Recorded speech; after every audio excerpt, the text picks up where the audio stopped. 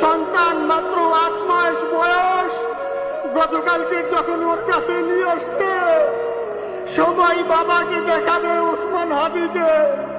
আমি বললাম কি লাভ হবে, ও তো কোনোদিন ওর বাবার চেহারা কথা বলতে পারবে না, ওর ছেলে আর কোনোদিন জানবে না যে আমার বাবা কেমন ছিল। ভাইরা আমার, ওসমান হাদি আর ফিরে আসবে না। ওসমান, তুমি দেখে যাও, লক্ষ লক্ষ জনতা, তাওহীদি জনতা তোমার জন্য পাগল। ওসমান, তুমি মরো নাই, তুমি আমাদেরকে পাগল বানাই দিয়ে গেছ। আল্লাহর কাছে আমরা সবাই দোয়া করি, আল্লাহ যেন আমার ভাই শহীদ শরীফ ওসমান হাদিকে জান্নাতুল ফিরদাউসের মেহমান হিসেবে কবুল করেন।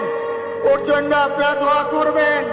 আমার ছোট বোন মাসুমা অ্যাবনরমাল হয়ে গেছে, তাকে চিকিৎসা করাচ্ছি, ডাক্তাররা বলছে অনেক বেশি সমস্যা।